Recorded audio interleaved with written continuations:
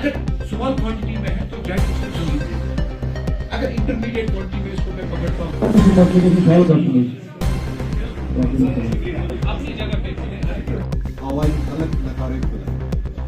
तो इसी तरह हमारी यही कोशिश है। सबसे पहले आवाम का मशकूर हूँ जो इतनी बड़ी तादाद में यहाँ आए। मैं अपनी टीम का भी बहुत मशकूर हूँ जिन्होंने इसको ऑर्गेनाइज किया।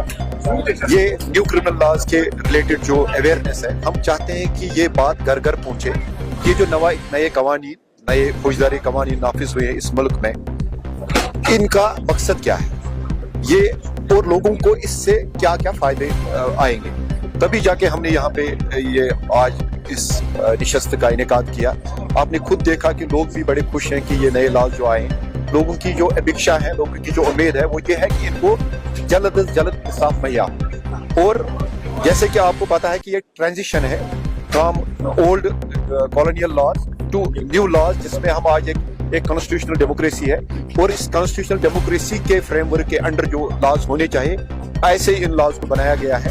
और कोशिश सरकार की यही है कि नंबर 1 कि लोगों को सस्ता इंसाफ फराहम हो, जल्द से जल्द इंसाफ फराहम हो। और खासकर जो क्रिमिनल जस्टिस मशीनरी है, जिसमें पुलिस है या जुडिशरी है या प्रोसिक्यूशन है, इनको जवाबदेह बनाया जाए, इनको अकाउंटेबल बनाया जाए, इनकी जो रिस्पॉन्सिबिलिटी फिक्स हो, और लोगों को जो उम्मीदें हैं उन उम्मीदों पे हम पूरा उतरें। हमारी कोशिश जी जो ग्रीवेंस रिड्यूसल ऑफिसर्स हैं, हमारी कोशिश है कि जब भी एक आम शहरी पुलिस स्टेशन में आए उसकी दाद रिसीव।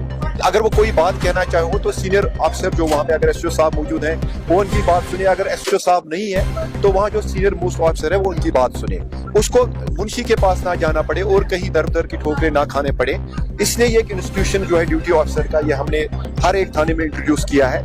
हमारी कोशिश है कि हम जवाबदेह बने। साथ में जैसे मैंने यहाँ बोला कि हमने एक सब डिवीजन नेहरू पार्क में एक QR code based accountability system, feedback system introduce किया है। और इंशाल्लाह हम कोशिश करेंगे ये QR कोड फीडबैक सिस्टम हम सारे बाकी पुलिस स्टेशन में भी मुहैया करें, ताकि लोग आए, वो हमें अपने बात कहें और उनसे हमसे क्या उम्मीद है उनको, और किस तरह वो चाहते हैं कि हमारे काम में बेहतरी हो। और अगर उनकी कोई शिकायत है, यहाँ अगर उनको लग रहा है कि पुलिस का रवैया उनके साथ ठीक नहीं रहा है, बिहेवियर में कुछ इश्यूज है, तो वो हमारे नोट्स पे लाए ताकि हम उनका तदरुक करें और उनकी शिकायत का भी इजाला करें। माफी चाहूँ, लोगों का रिस्पॉन्स इस तरीके से का हर एक चीज को लेकर, तो अपनी तरफ से आप तमाम आवाम को जो जनरल पब्लिक स्टूडेंट होती है उनके लिए क्या खास? देखिए, मैं बार बार यही कहूँगा कि जो हमने अमन लाया है, जो बहुत कुर्बानियों के बाद आया है।